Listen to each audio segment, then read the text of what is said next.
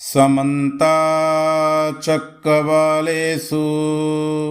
अत्रा गच्छन्तु देवता सद्धम्म मुनिराजस् शृण्वन्तु सग्गमुखदं धम्म श्रवणकालो अयं बदन्ता धम्म श्रवणकालो अयं बदन्ता परित्तधम्म श्रवणकालो अयं बदन्ता नमो तस्स भगवतो अरहतो सम्मा सम्बुद्धस्स नमो तस्स भगवतो अरहतो सम्मा सम्बुद्धस्स नमो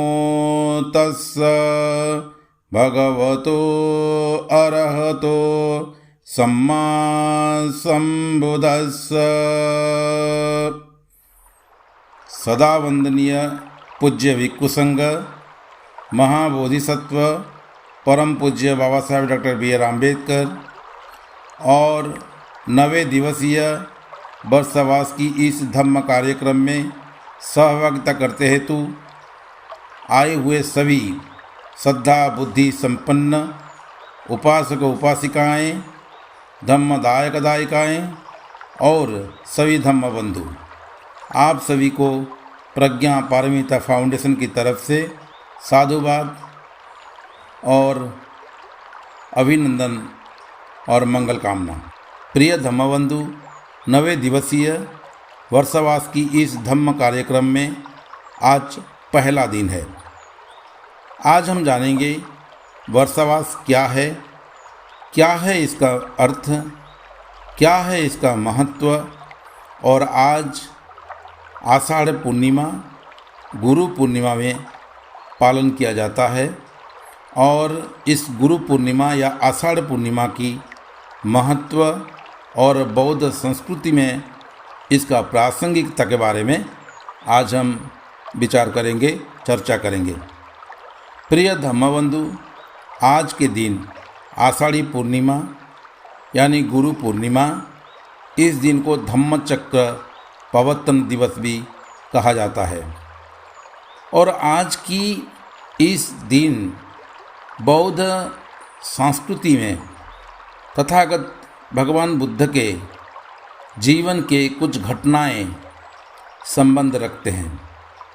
सबसे पहला घटना, आषाढ़ पूर्णिमा के दिन आज से लगभग 2600 साल पहले शाक्य कुल में जो कपिलावस्तु में रहते थे, महारानी महामाया के गर्भ में बोधिसत्व तुषित लोक से आकर प्रवेश किए थे, ऐसा एक धारणा है, एक मान्यता है। इसीलिए आज के दिन बोधिसत्व की गर्भ प्रवेश हुआ था। ये बौद्ध संस्कृति में, बौद्ध देशों में बड़ी ही सम्मान के साथ मान्यता मिली है। दूसरी घटना, शाक्यों की जो संघ थी उनमें सभी युवक वर्ग को 20 साल होने के उपरांत प्रवेश करना पड़ता था। उसी प्रकार सिद्धार्थ गौतम भी 20 वर्ष की आयु में शाक्य संघ में प्रवेश किए और उसके बाद उन्होंने शाक्य संघ में प्रवेश करते हुए 9 साल बीत गया। जब उन्हें 29 साल की हुई, एक बड़ी ही ऐतिहासिक घटना घटी। उस समय पूरे कपिलावस्तु में और उसके जो पड़ोसी राज्य थी देवदाह में दुर्भिक्ष, जलाभाव हुई, जल का संकट हुआ और उनके बीच में एक नदी बहती थी जिसका नाम है रोहिणी। इस रोहिणी नदी के जल से दोनों गांव अपनी फसल की सिंचाई के लिए इसका जल को उपयोग करते थे। और उसी वर्ष देवदाह और कपिलावस्तु में जलाभाव की दिखाई दी, तब उसके ऊपर एक संकट आया और दोनों के बीच में एक युद्ध का संभावना दिखाई दी। सिद्धार्थ गौतम ने इस युद्ध की विरोध में खड़े हुए, परंतु उस समय उनके पीछे कोई समर्थन नहीं दिया। और आप जानते हैं, जब समर्थन नहीं मिलता, चाहे कितने बड़े सत्य हो, वो अपने आप खड़ा नहीं हो सकता। सिद्धार्थ गौतम के क्षेत्र में वही हुआ और परिणामवशतः उन्हें दंड के रूप में कपिलावस्तु को परित्याग करना पड़ा, जिसको महाअभिनिष्क्रमण कहते हैं। अभिनिष्क्रमण का मतलब होता है निक्खम्म, एक पारमिता होती है।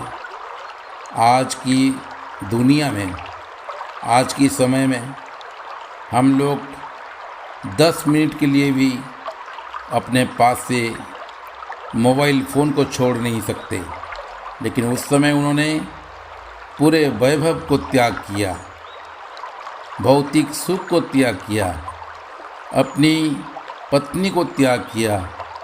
और उसी समय राहुल पैदा हुई थी और राहुल को त्याग किया, सद्यजात राहुल को, सभी अभी पैदा हुए थे राहुल को। बहुत बड़ी त्याग, और उसी को महाअभिनिष्क्रमण कहते हैं। ये दूसरी घटना। सिद्धार्थ गौतम ने सत्य की खोज में निकल पड़े। फिर 6 साल के उपरांत, यानी जब उनका आयु 35 साल हो गया, तब उन्हें संबोधि प्राप्त हुआ, बुद्धत्व प्राप्त हुआ, और वो पूरे ब्रह्मांड में, पूरे विश्व में बुद्ध के नाम से परिचित हुए। पर इस संबोधि को, सत्य की इस ज्ञान को वो सोचने लगे, कैसे प्रचार करूं, किसको समझाऊं। फिर उनके ख्याल आया मन में कि उनके साथ जो 5 परिव्राजक थे, जब वो तपस्या कर रहे थे, उनका ख्याल आया और उन्हें पता चला कि वो अभी सारनाथ में है। और उन्होंने आज के दिन उन्होंने सारनाथ पहुँचे और सबसे पहले धम्म का देशना किए।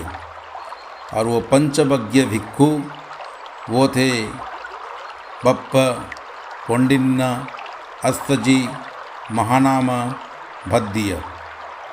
ये 5 जिन्हें पाली वाङ्मय में पंचवज्ञ भिक्खु कहते हैं, इन्होंने धम्म को सुना और पूरे ब्रह्मांड में धम्म का चक्र गतिमान हुई, इसीलिए उसको धम्म चक्र प्रवर्तन दिवस कहा जाता है।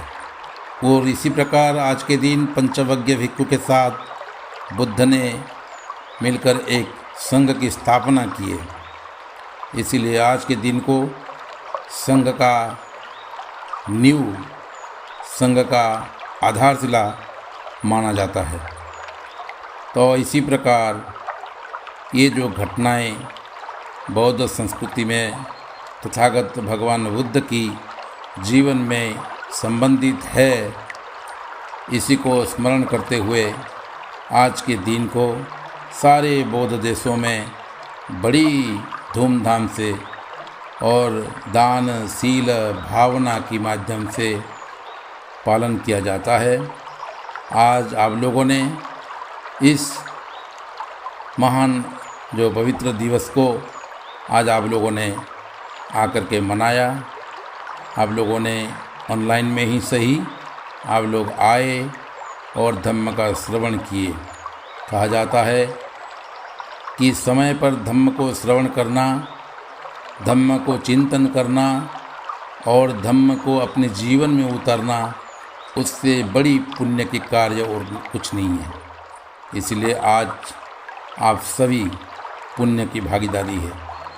आज के दिन हम ये संकल्प जरूर लें कि कल सुबह से हम अपने जीवन की एक नई शुरुआत करें। कल जीवन को धम्म की ओर ले जाने की प्रयास करें और मैं आशा करता हूँ कल की सुबह आपके लिए सुखदायक हो, आपके लिए कल्याणकारी हो और आपकी कदम धम्म की ओर बढ़े। इसी के साथ आप लोगों को धम्म चक्र प्रवर्तन दिवस पर अनेक मंगल कामना और शुभेच्छा के साथ मैं अपने शब्द को विराम देता हूँ। नमो बुद्धाय भवतु सब्बमंगलम्।